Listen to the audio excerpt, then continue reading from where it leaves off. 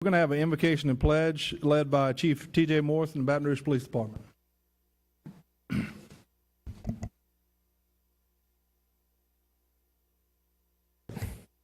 I on? All right. Facing this way is a little different. Bow your heads, pray with me. Heavenly Father, thank you so much for the opportunity to be able to just come to you in prayer. We know that you are listening. We know that you are with us, even in hard times like this week. When sometimes we can't feel it. We ask for a special prayer for the Eisworth family, for the Baton Rouge Police Department, and for the entire city of Baton Rouge as we prepare this week to honor Caleb and the funeral Saturday. Be with us here tonight. Be with this council as they make decisions to guide and lead our city and our entire parish. It is in your Son Jesus' name we pray. Amen. Say the pledge. Pledge allegiance to the flag of the United States of America and to the republic for which it stands, one nation, under God, indivisible, with liberty and justice for all.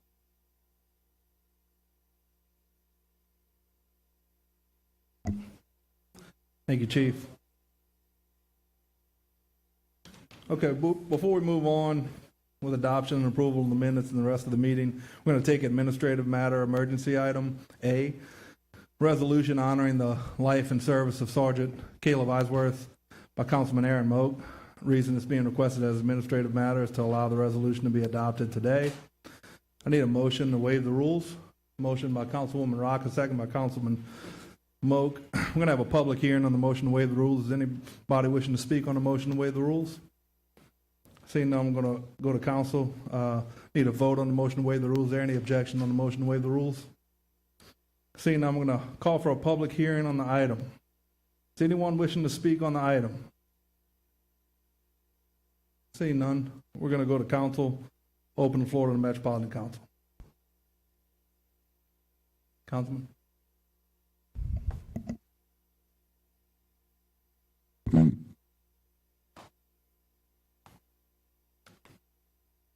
Sorry. On behalf of the East Baton Rouge Parish Metropolitan Council, our administration, and Mayor President Sid Edwards and his administration, we stand before you today to honor and recognize the life and service of Sergeant Caleb Eisworth. We want to thank each of you for being here. Your presence today shows the deep love and respect our community has for a man who has dedicated his life to our safety. To the City of Baton Rouge Police Department, we stand with you today in grieving and remembering the loss of one of your own. We thank you for your service and your dedication every day to the City of Baton Rouge. Please know that we are here for you, not just today, but always. We hold you in our thoughts and prayers every day, asking for your continued safety as you protect our community.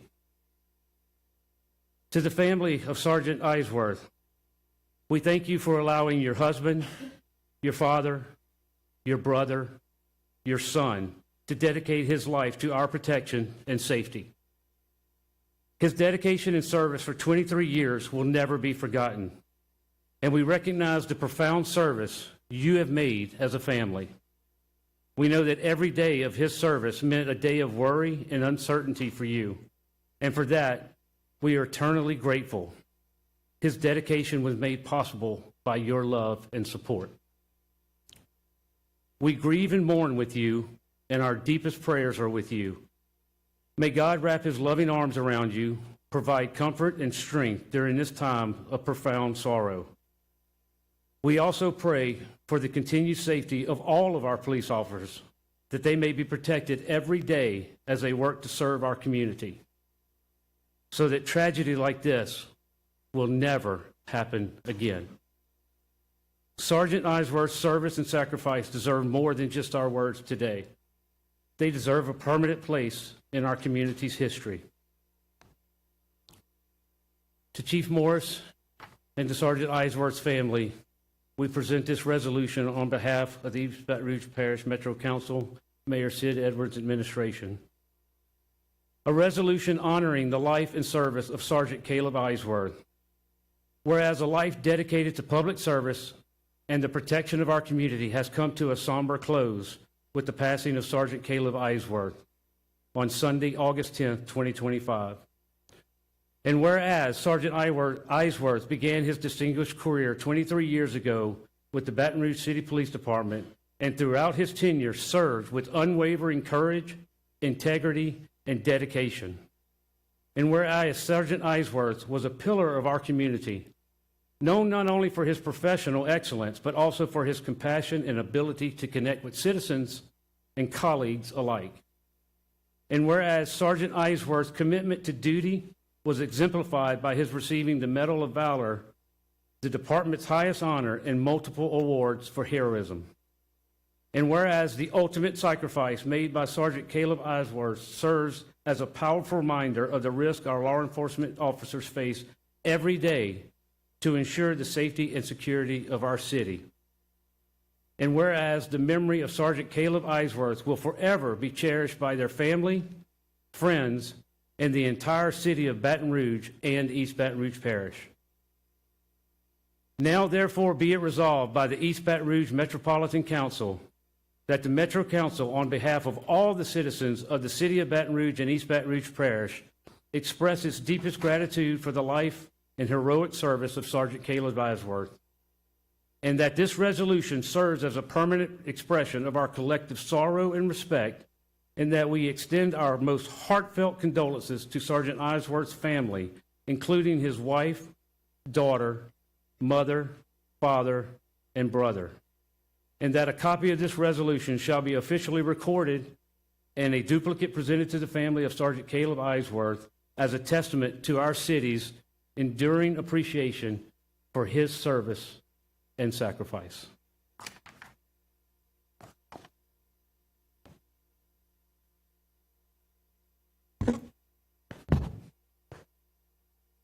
And we present this wreath to Chief T.J. Morris to present to the family also from the Mayor's administration and from the East Baton Rouge Parish Metropolitan Council.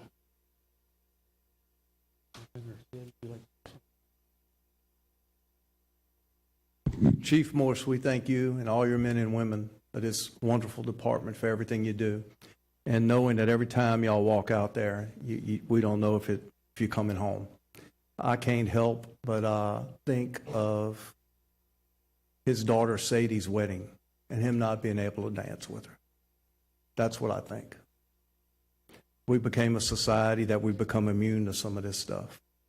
But Chief, you got to know we got your back and all your men and women's back. And prayers go out to the family. Thank you.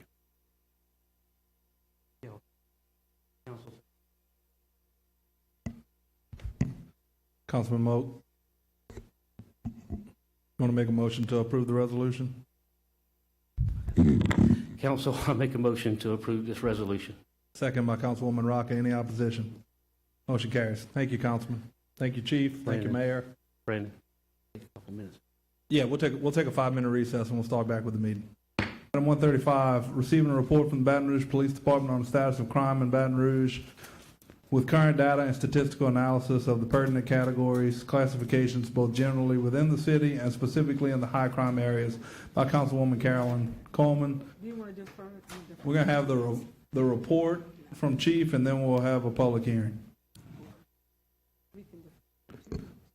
And Chief, I want to say this as you coming up, and I know this has been a week for you, 2 weeks for you. So if you would rather this be on the next agenda, I yield to you. I serve at your pleasure, ma'am. I mean, That sounds so great, but I think it yield would to be you, sir. you know, I kind of this week people have been saying, why don't you cancel some meetings? I just got to keep doing my job. It would be a disservice to Caleb if I just sat on my hands. Yes, sir. Yes, ma'am. So it has been kind of a wild night, and I have to follow some of this stuff that y'all have been doing tonight, but I will do my best. So Councilwoman Coleman asked me to kind of come give a mid-year update for crime stats and kind of just the status of the Baton Rouge Police Department. So I wanted to start off, of course, by just giving hats off for the public support for Sergeant Eisworth and everybody. We've been getting phone calls, emails, text messages, cards, flowers from all across the country. And I've been saying that the silver lining in something like this is just seeing the first responder family coming together, our Baton Rouge Police Department come together, and then just the community of Baton Rouge, everyone coming together in support of the Eisworth family and our department. So thank you very much. We are having funeral services this Saturday for Sergeant Eisworth. That will visitation from 9 to 12 at Estruma Baptist Church with a processional and a burial following that. So again, thank y'all very much. Those that want to help still give, we still have that information available on our Facebook page with Behind the Line. Next. So where do we look currently for the Baton Rouge Police Department? As you can see, our number of sworn officers has been dropping. I went back to 2015, the last 10 years. Where we are currently, and it's kind of covered up. I don't know if y'all can see it. The lady doing sign language is covering up some of the numbers. But where we're doing currently is about 540 officers, 150 officers short. I just realized she had to sign what I'm saying right now about.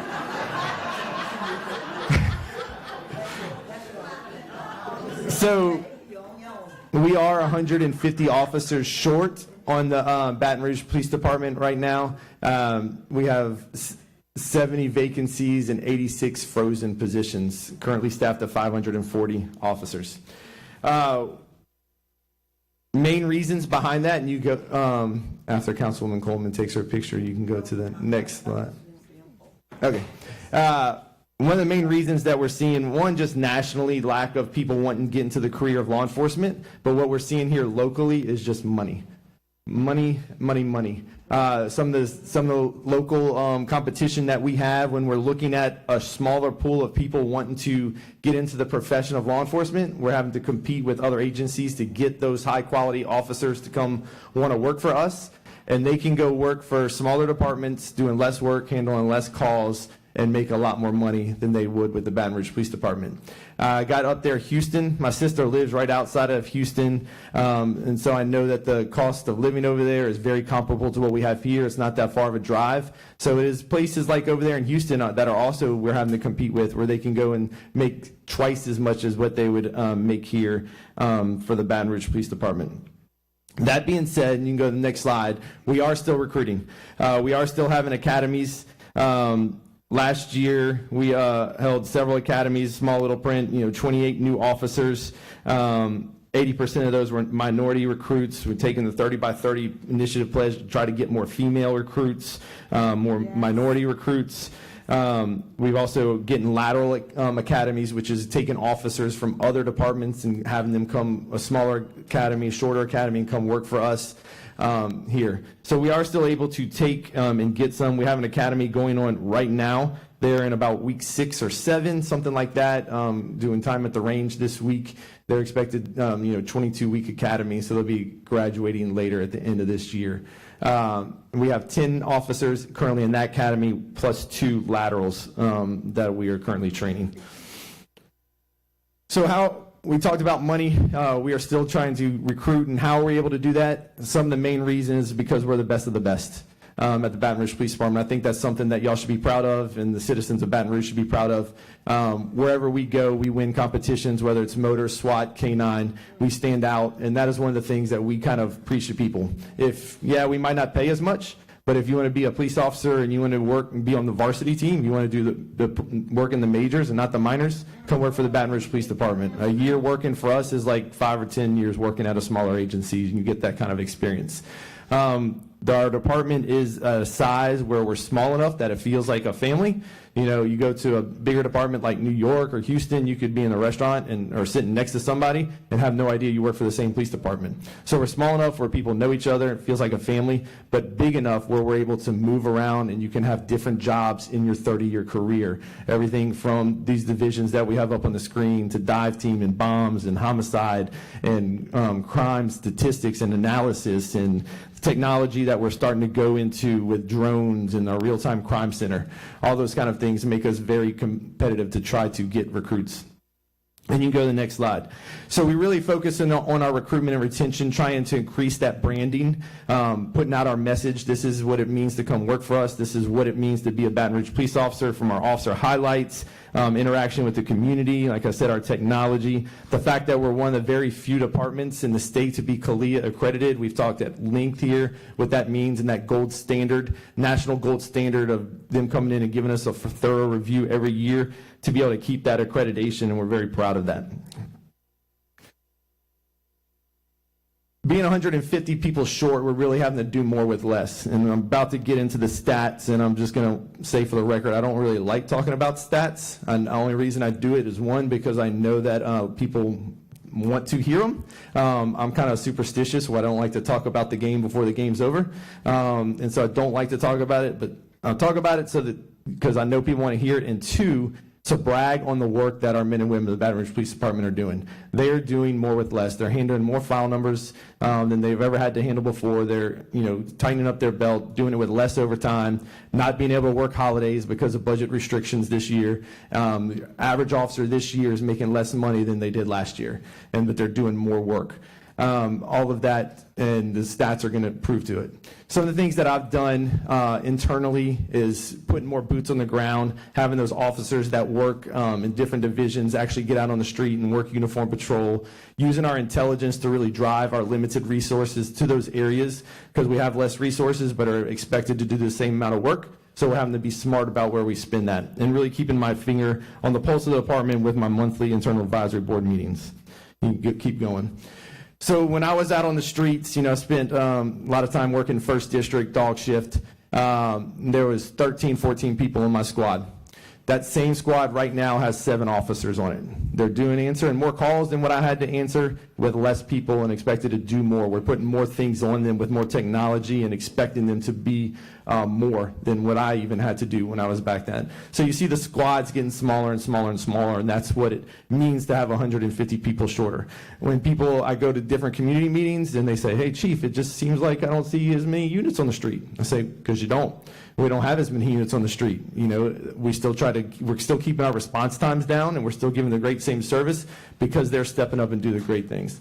We've added 250 or more in the past year. We've added over 250 license plate readers, real-time crime cameras, through our partnerships, private-public partnerships, and camera shares, those things like that, so that we can do more with less. We're on the cutting edge with our drone technology, which we're looking forward to be able to be a force multiplier for us. So some of those strategies that we're using to kind of keep the crime numbers down, of course, we talked about intelligence-led patrols, gang violence suppression, really going after those groups that are out there committing most of the crimes, very small percentage of the people out there that are committing crimes, and really focusing our attention on them. Using dedicated funding for grant monies to do those overtimes, gun violence reduction, gun violence intervention funds, all those kind of things. Really, we're leaning on our partnerships with our HOAs and our crime prevention districts, using our real-time crime center, and then really starting to have very open and honest conversations. And we've been very intentional about, when we arrest somebody for some of these shootings, also sharing their criminal history. So it's the public is getting to see, hey, this is somebody we've arrested over and over again, and if you don't like that, then you maybe need to think about who you're voting for in the coming elections. And kind of calling those things out and some of those problems that we have. We're also leaning very heavy on our state and federal partnerships. We're going to have an announcement here in a few weeks about some of the things we've done over the summer with FBI, the ATF, DEA, state police, and some of the projects that we've had going on this summer, and why we've kind of seen a drop, except for some isolated incidents here recently, kind of seen a drop in a lot of our crime numbers. All right, so getting kind of to the meat of it. Here's what we're doing year to date as of right now. The next couple of slides is going to be half year, but this is actually live data. So far, we've handled over 120,000 calls for service. We've made 52 arrests for homicide. 9 of those are for juveniles. I put that out on purpose because that is an area that we need community help with. We need to keep going with reaching the kids out there in the schools. When we're looking at 15 and 16-year-olds picking up a gun and shooting someone, we need to reach out to them and give them the opportunity so they don't go down that life of crime. 801 guns seized by Baton Rouge Police Department. If you're out there listening in the public and you're asking, how can I help? We had several hundred, between 300 and 400 guns stolen out of unlocked vehicles last year. So just simply locking your gun up and not leaving it in your car, because these guns are falling in the hands of criminals and being used in these crimes. Next slide, please. So kind of small numbers, and I will make this available to y'all, but the raw data is right there on your left as you're looking at the screen. The green means that we are down in that category, all the way down. And that sums up to being gun violence down 20.73%, shooting incidents, and this is to the end of June, June 30th. Shooting incidents down 22.06%. Email I got yesterday, our shooting incidents are actually down in the 30% as of yesterday. Vehicle thefts being down and vehicle burglaries are also down. This is in comparison to 2024, and to remind everybody, we were also down in 2024 compared to 2023. So we're not looking like, hey, 2024 is a big spike, and now y'all are comparing down. We were also down in 24 compared to 23. And so we're continuing that down crime thing. And again, if this was made out of wood, I'd like to knock on it. I don't want to jinx this. This could change in a week or two, but the men and women in the Baton Rouge Police Department are making this happen, doing more with less resources, but they can only keep up this pace for so long. They need help. We need to give them the support. We need the resources to be able to hire more officers and get them the overtime dollars that they need. So opportunities. Officer wellness is a huge one, right? This week, especially when things like this happen, but just in general, we're really looking at how we can increase our officer wellness so that they can keep up this pace and provide the great service to the Baton Rouge citizens.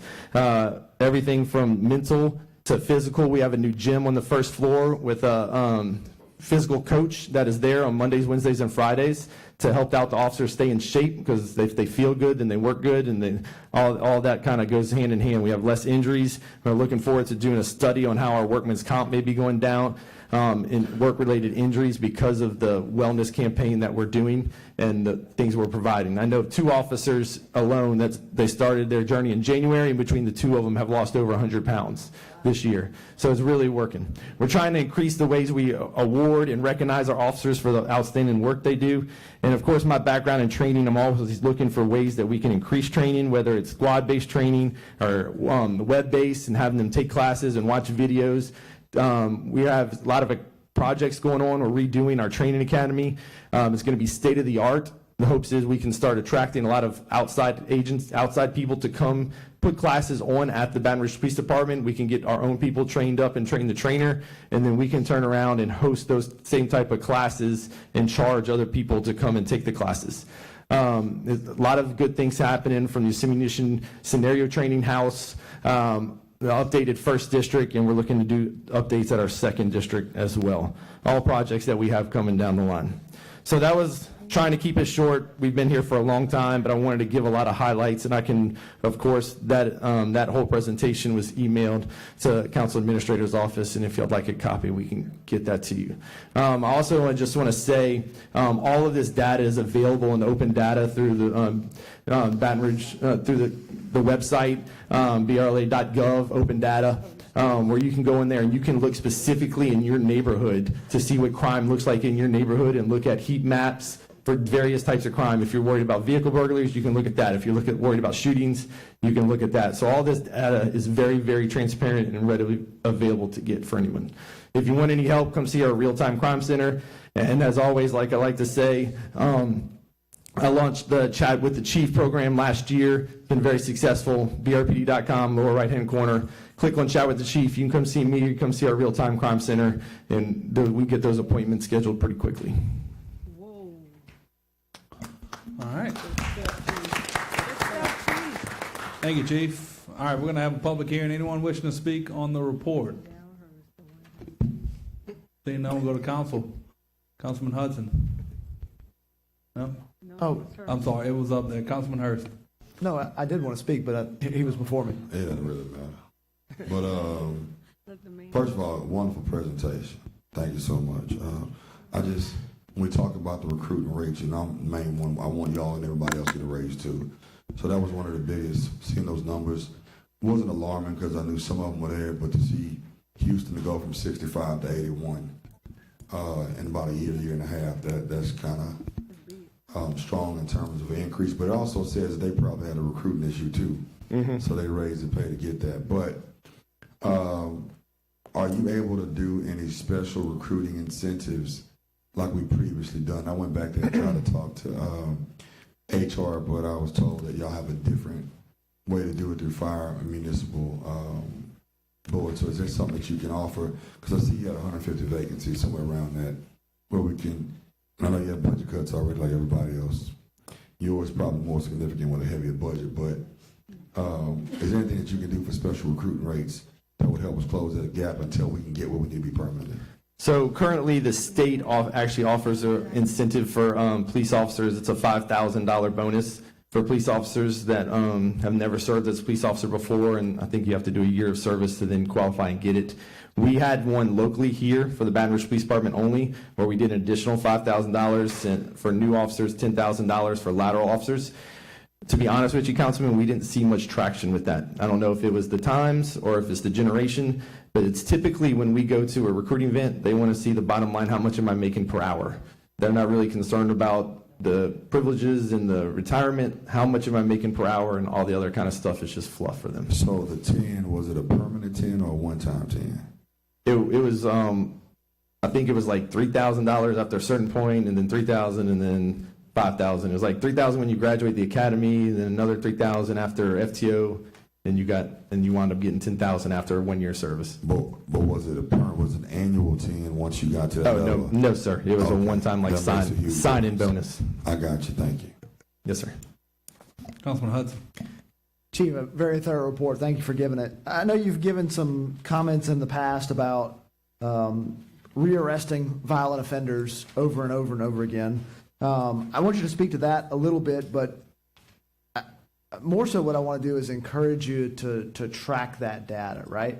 I've been looking at that issue here lately, and we know it's an issue, but we just don't have that data actually available for the public to digest and for us to make good decisions with the lack of data. So talk to me a little bit about the issue, but my main question for you is that something that you can work with the 19th JDC and other partners to start tracking?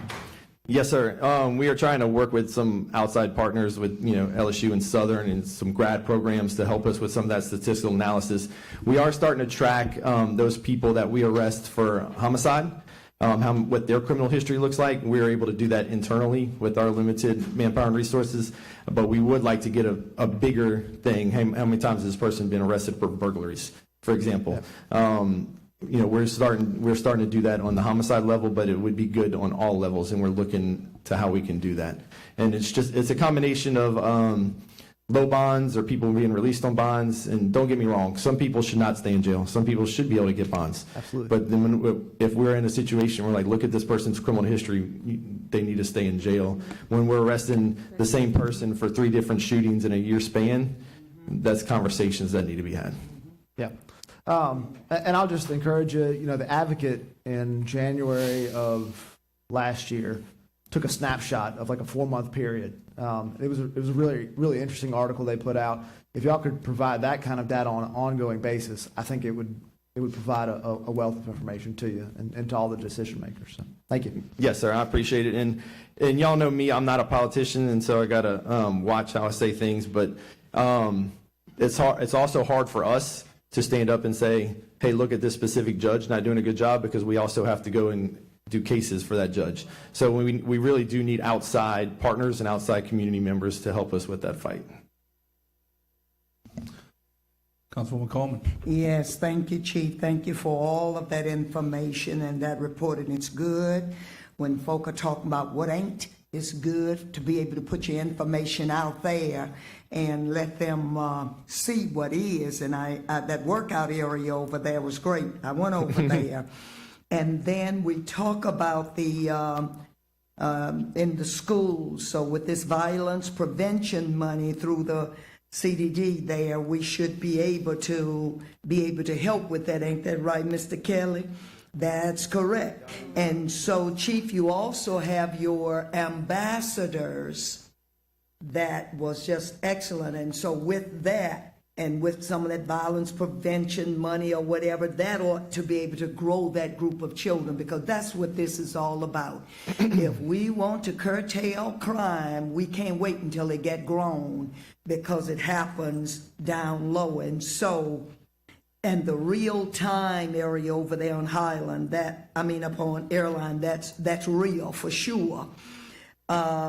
I guess in the high crime areas, and so I know you said it's gone down. So, I'm concerned about 10 in the high crime areas. And so when we think about that, it is my hope that those numbers have definitely gone down and keep going down. And so, and know that I support you with making them go down for whatever kind of crime there is. Where's the first district? It's located on Plank Road, just Okay, south of that's what I thought. Evangeline. And where is second? It's on Highland. That's what I thought. And so over there on Highland, so we definitely got to beef up over there, with that second district over there on Highland. Yeah, the there. second district building has been around for a long time and Long is in time. need of a lot of work. Long time, and so, and the folk too. So, okay. Thank you so very much, Chief. Great job. Yes, ma'am. Thank you. Councilwoman Rocca. Chief, so what can we do? What can the council do to help your police? What can we do in our individual districts? Give us some orders. Tell us what we can do to help. We need to work. I think y'all are doing a lot of it right now. Already working alongside with the mayor's office and with the Thrive and everything, trying to repurpose the budget. Really, my message right now would be to show just to the general public, the easiest thing to do is find somebody, a police officer, and tell them thank you.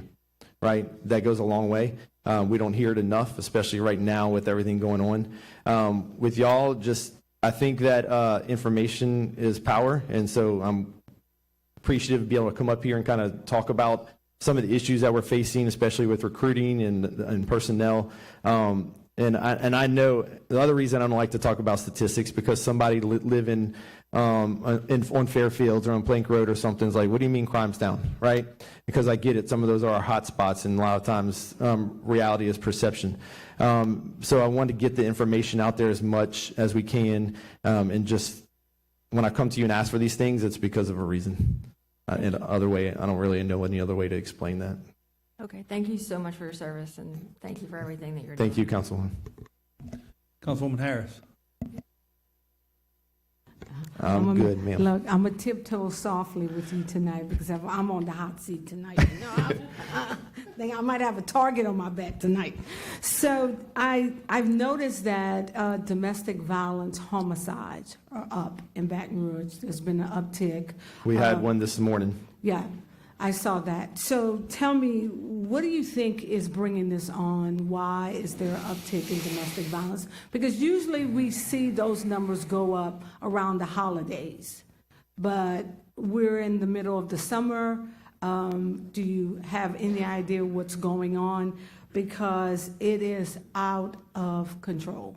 It really is.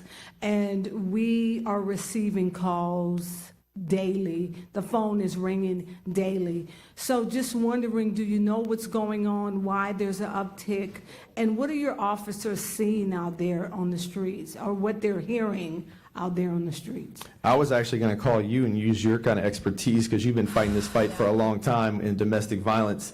Domestic violence, and specifically homicides related to domestic violence, is kind of one of those things, no matter how many officers on the street, it's pretty hard to prevent and stop when it's happening inside the home. Same with a lot of our, just the beefing over the internet shootings that wind up happening, which is vast majority of what we are dealing with. It's hard to prevent those. I think, I don't know why there's been an uptick here recently, 3 or 4, and not just inside the city, but in parish kind of area. I'm not sure. I need kind of your expertise and different community members, if the resources aren't getting out there, if it's because we have repeat offenders I'm not sure. I can tell you that resources are available out there. I think that may be a reason why repeated offenders, they go in, get arrested, and bond out, and they're back out on the street. And I think that's what's happening. I appreciate you sharing with me that could possibly be. And I know that your officers are working out there on the street doing what they can to prevent this from happening, because we work closely with Baton Rouge Police Department to make certain that if we're not able to get to a victim, we know how to contact you guys. Yes, ma'am. Where you can get to them. But it's just a concern for us, the advocates on the ground, because women and men are dying because of domestic violence, and it's happening on our streets, so that is a concern. We saw a large uptick around COVID time. Yeah, when everybody was together in and couldn't leave the and house. together. But to see this number go up is very concerning to us. Yes, so ma'am. thank you. I agree. Councilman McKinney? Great presentation, Chief. Kind of the same question in the same vein, but mine's around the rising data in juvenile crime in the area. I know school has gotten back in, and so what do you think as a council or individual districts we can do to kind of help towards the juvenile crime in the area? So one of the things we've been looking at, I've been having conversations with several of y'all, is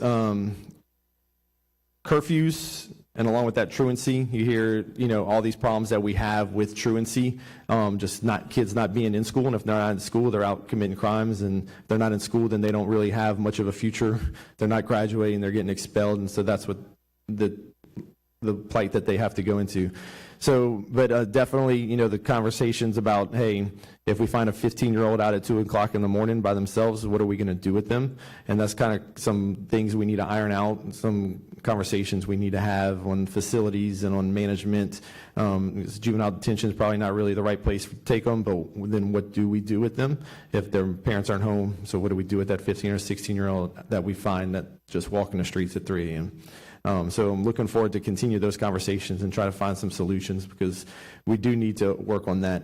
And just on the front end, right, we need to start reaching these kids in middle school. And last year I had my youth advisory council, which was very, very effective. We got to go do a lot of town halls in the schools and bring them in. Unfortunately, because of budget cuts, I wasn't able to continue that this year. I'm looking forward to hopefully trying to find some monies and restart that, because it was a very good tool last year and was able to get into a lot of schools and reach a lot of kids. And watching that handful of 15 high schoolers blossom and be ambassadors against gun violence was really amazing. Yes, sir. Councilman Hudson? Chief, I'd be interested to get your thoughts on this, but I know Chief LaDuff and I have discussed this as well. So I really appreciate Councilwoman Harris bringing up the domestic violence piece. I know one of the things that when Chief LaDuff was chief of police that they looked at was misdemeanor domestic violence, outstanding warrants. We had a huge backlog of those misdemeanor warrants, and they were targeted for warrant roundups and that sort of thing, as a way to reduce daily violent crime, but also to reduce domestic violence cases. Talk a little bit about that. What's our current status of our misdemeanor warrants? We still have a backlog. What does it look like, and what can we do about that? We have a huge backlog of misdemeanor warrants for a couple of reasons. One, we don't have the city jail is operable for only a couple hours every morning, mainly for city court protection type stuff. And then two, the overcrowding at Parish Prison, we can't bring people there for misdemeanors. There's some exceptions for like a domestic violence case. If it is only domestic violence misdemeanor, then to get that person away, then we can bring them and book them in Parish Prison. So some of the other conversations we're having is about freeing up some space to do some of these specialized roundups, people, more of the violent misdemeanor type people, to get them off the street and have a place to do with them.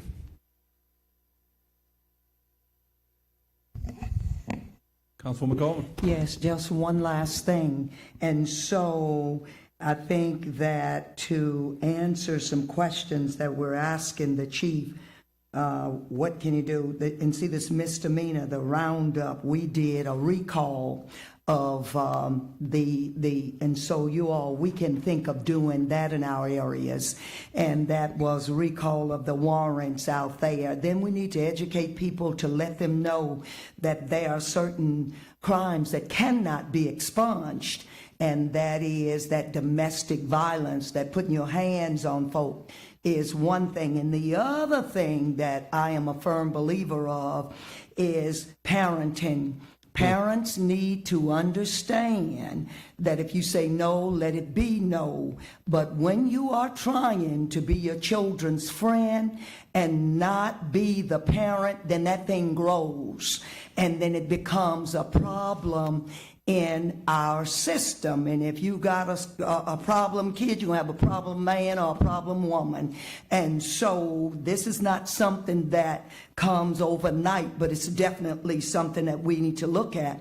And so I'd like to call out to all of those organizations that's out there that's supposed to be about the business of doing something with young people. You know, they love to put their hands on those that are doing so well in school and doing so whatever, but they're apprehensive to go out there and put their hands on those that really need some direction. So that's what I'd like to do, is make an all call to all of these organizations that's walking around all dressed up talking about what they do, and let us see them out here in these streets actually doing something with these young people. And don't talk about them, be about them and be involved. But we need to educate the folk that you can go out there and there are certain things that you are charged with that cannot be expunged. And how do I know that? Because I've had expungements and have had to turn some folk away. So that's a part of it as well. But thank you, Chief. Thank you, ma'am. Can I use I've thought of something to answer Councilwoman Rocca's question, if you don't mind. But a couple things that we have going, and I don't know why I drew a blank on this, Councilwoman, but our camera share program, Connect Blue, you can find that on our website. If you have a business that has outward-facing cameras, public-facing cameras, you can share that with us so that we can see it through our real-time crime center. If you have cameras on your home, just as simple as a Ring doorbell or other private security cameras, you can let us know that you have those, and it's just going to be a ping on our map. And a good contact information, so that if we're like, hey, we had this kind of crime, a vehicle burglary happen, and we might send an email or a phone call, a text message, and say, would you mind checking your cameras on this date between this time and see if you see someone running past. So that is a really good way that you can help us. And then also just reporting crime sometime. A lot of times we find things out because of neighborhood apps. People are like, hey, this suspicious person was walking around, and they don't ever call us. So if they have things like that happening, we need to be aware of them as well. So Chief, just to be clear, if you're a business owner or a resident, Connect Blue is how, and it's www.connectblue. Like, how do we get that? So it's on our website, and there's a link for the Connect Blue program, or you can send us an email. We can it's two different ways you can sign up for that. You can, one, give us just direct access streaming into our system. You can let us know, hey, I want to be contacted. I have a camera.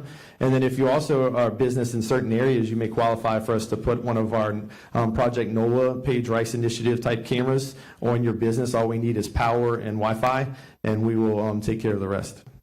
Thank you so much. And I can speak for my district, and several others have personally sponsored those Page Rice cameras. So I know that they've gone out. Have they been effective? Extremely, extremely effective. When I talk about 250 over the last year, that's all private-public partnerships, our HOAs, our crime prevention districts, and a lot of businesses stepping up to try to take care of those things. And so you guys have private business owners that'll call and say, hey, tell us what the prices look like. What could a business owner call, and how could they get one of those cameras put in that in an area of need? Neil, Deputy Chief Noel, he is my camera expert, so I'm going to let him answer so that. much. Put him on the spot.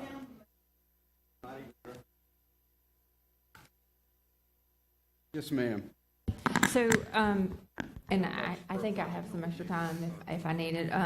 So just really quickly, prices vary based on what the solution looks like and what infrastructure is available. Okay. The hardest thing for us to deal with as a governmental body is to have infrastructure where it's needed, when it's needed, right? Sometimes there's infrastructure or a piece of it, but if nothing, I would say typically between $2,500 a year for a service-based solution. like a Project Nolan, as other brands, other types, to a permanent solution that may be solar powered and air carded. It could be 8,000-9,000. So I've heard of the crime prevention districts donating to those businesses, HOAs, and how would someone contact you to have a camera installed if they did want to sponsor one in their area? So again, a couple ways. Connect Blue is one way. You can certainly reach out to us personally, our emails and whatever. We meet with people in crime districts almost monthly to go over those things. But yeah, 389-3802 is the number of the chief's office, and he might bat me, but. The other way is to go to our online and look at the Connect Blue. Will also give you that guidance, and our website also gives you guidance on how to sign up for Paige Rice initiatives. Just one last time, can you tell us your website for everybody that's listening? BRLA.gov. Thank you so much. All right. Councilman Moak? Is that the same system that the sheriff's office use? Ours is probably better. Okay. Well, no, I was contacted a couple years ago. Yes. And it wasn't nearly that cost. It was like Yes. it was like a $500 install, but they would come in and secure cameras on the whole outside of my business, with an emphasis of to make sure that they got, you know, down the road, but the front of the business, and then they would do another one on the backside to make sure. Like I happen to be at an intersection of Hooper and Jor, which is a major intersection, so they was going to put one at the thing. I gave them all the internet access and all that kind of stuff just for free out of my business. But the good thing about it was they're doing the outside security system. It is controlled by them, and I don't know if this is the same program. It's technically controlled by them, but they allow me access to it. And I just assist them by paying for the utilities and the cost of the equipment. Right. And I think what you just described is the crux of a public-private partnership. Like I said, it's all kind of based on an assessment done by the agency. Anytime there's a request, we send either Baton Rouge policemen or sheriff's office personnel to go out and assess a site to see, does it qualify for the Paige Rice initiative based on, you know, location and crime, or is it, if it doesn't, is it being funding being provided by a 501c3, or whatever the funding source may be? What is the right solution based on the infrastructure that's there? However, I will say this, that regardless of how the views get back to the respective crime centers, they are all shared between us. We do a great job of partnering with one another and making sure whatever assets we have, they have access to, and vice versa. Right. Yeah, I mean, it's a great program. They kind of showed it to me when they were reviewing it and everything else, especially for people that have businesses on intersections and things like that can assist. But the price really wasn't that bad. So, you know, from a business owner standpoint, I would recommend everyone partner with y'all. Yeah, we appreciate it. Thank you. Thank you so much, Chief. Thank you all. Appreciate it. Okay, items 136 through 140, we're going to take them individually, but we're going to declare them emergency together if there's no objection to that. All right, in accordance with ordinance 16442, these items must be declared an emergency by 2/3 vote of the Metropolitan Council. Need a motion to declare an emergency. Motion by Councilwoman Rocca, second by Councilwoman Adams. Is there any opposition to declaring these items an emergency? All right. These items have been declared an emergency. Item 136, receiving an updated report related to the documentary television series On Patrol Live from Chief Morse by Councilwoman Tawana Harris. Reason for emergency is the update would help clarify ongoing role of being featured on this high-profile platform. Once again, we'll have a report prior to a public hearing. I was looking, I said, man, I'm popular tonight, leading off with the pledge and 2 times coming up here. Chief, Would you like to defer this for 2 weeks? Or you?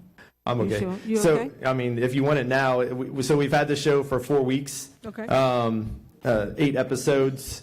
You know, a lot of people actually have reached out and said, Chief, I'm not really seeing y'all on there. So, well, it's 3 hours, 10 different departments. So, you know, we'll show up for little pieces here and there. And it's not, like I said, it's not all just go, go, go, go, go. They've showed everything from us helping someone with an addiction problem and getting them to the Bridge Center for assistance to, we did have a vehicle pursuit last week behind a subject, to some drug arrests, and even investigating some thefts and just some minor things like that.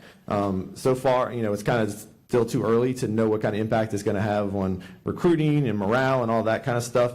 But so far, so good. Been very pleased with the response and with, you know, the working relationship with the show.